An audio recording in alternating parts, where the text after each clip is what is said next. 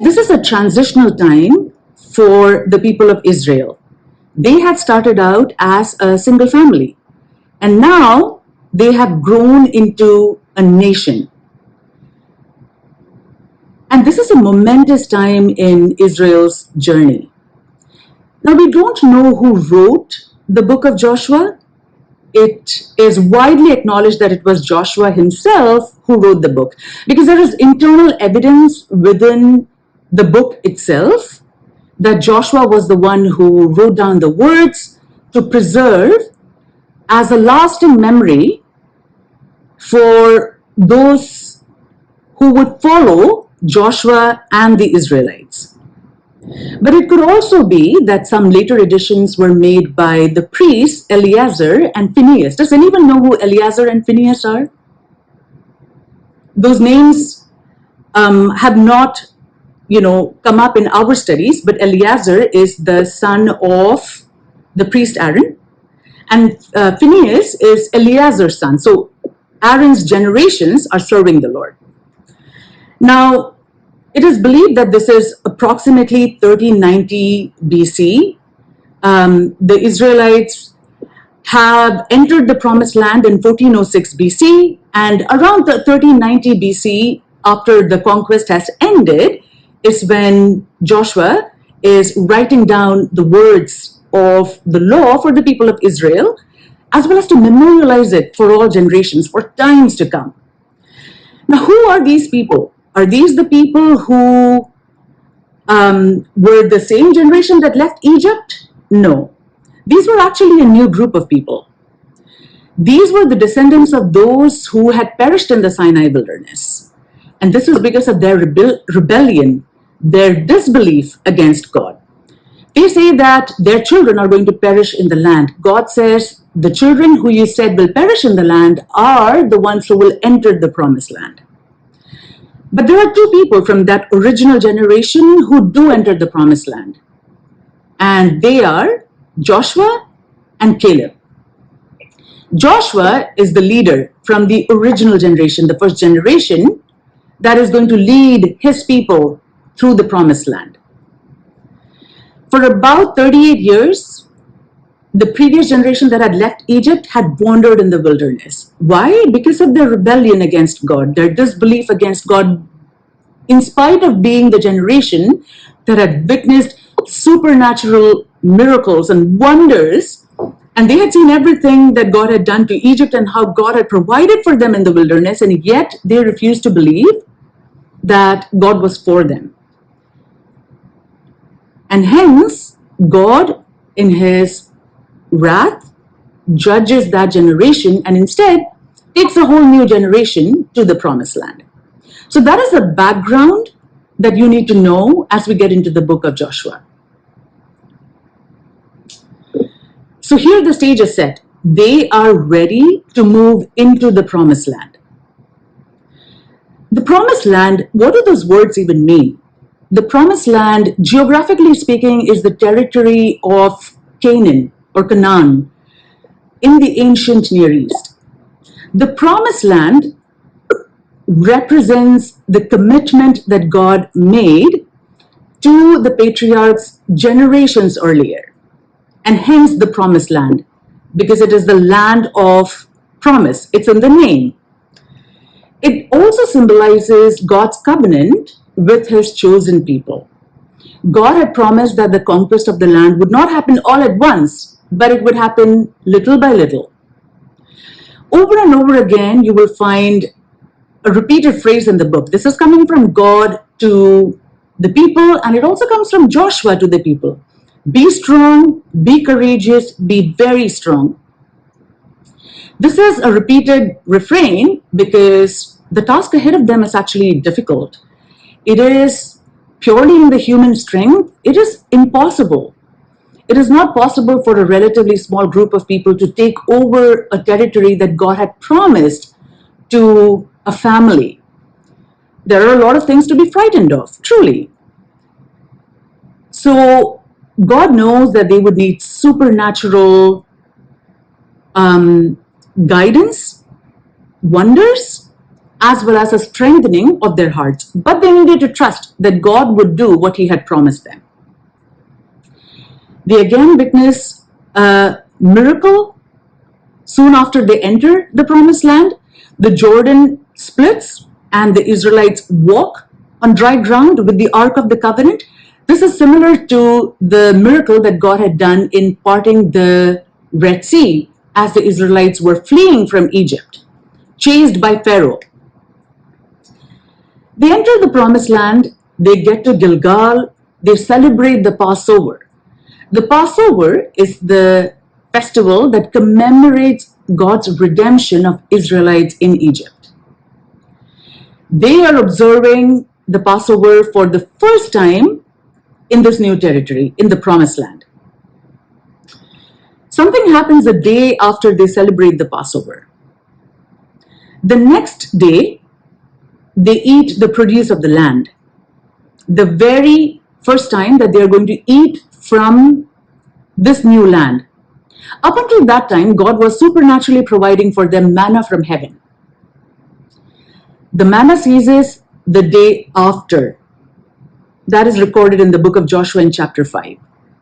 What does that symbolize? God's supernatural provision, which He had given to them out of His compassion for the Israelites. He was a providing God, a caring God. That had come to an end in this new transitional phase, when the Israelites could actually eat directly from the produce of the land. They could plant, they could harvest and eat of the crops from this good land that God had given to them as a promise to their ancestors. Now, what does the conquest of Canaan entail? First of all, there are battles to be won.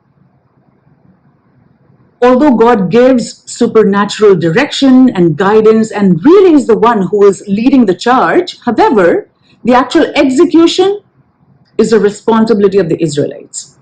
And once they do that, God had predetermined the parcels of land that would be allotted to each of the 12 tribes. So that He administers through Joshua. Now, before Joshua's conquest of Canaan, Moses had already divided up some land to 2.5 tribes east of the Jordan River. If you look at the map here, you can actually see the allotment that is given to each of the 12 tribes. And you can look at the River Jordan here. To the east of the Jordan is the allotment that belongs to 2.5 tribes. And then Joshua is the one who conquers the land to the west of the Jordan. So from the north to the south, the valley of Lebanon in the north to Negev in the south. And you will find, if you read the book of Joshua, that there are a lot of geographic details. And you will wonder, well, what does this have to do with me? Why is God including all of this minutiae in this book? What does it mean to me now that this tribe got that much land from this region in the east to this in the west to the north to the south? How is that relevant to me? First of all, the geographic details essentially record for all time the boundaries of the land that God had promised to the Israelites. Second, it also records God's faithfulness. God had promised this land and He was making it pass exactly as He had predetermined. In fact, He does the land allotment even before the conquest actually happens. God had given it already. Now the Israelites were supposed to go in and execute on the deliverance that God had already assured them. So Joshua is doing the dividing of the land before they actually go in to possess it. Now, I keep coming back to this, that God had provided the whole land as an inheritance to the Israelites. But that did not mean that the Israelites could just wait for God's miracles to unfold and they would just sit back and watch it happen in front of their eyes. No, they had a responsibility. They were meant to demonstrate their faith in God by going ahead and possessing the land. And that was a difficult task. That was the one that was going to be long, arduous. It would have stumbles and hurdles. And God was teaching the Israelites very important lessons through it all. That they were to trust God, that their reliance was to be on God and not on their own means or on their own strength, because they were not very advanced compared to some of the nations surrounding them that had, weapons of war, that had chariots. From the Bronze Age, they were moving into the Iron Age, historically speaking. So they could not rely on their military strength alone. These were average people. These were not professional soldiers. These were amateurs. So they absolutely needed supernatural direction, guidance, and assistance.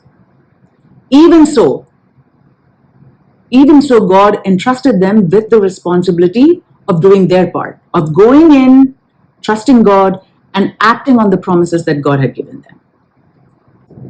He was a young aide who was standing guard when Moses was up on the mountain receiving the 10 Commandments from God. He had a beautiful legacy.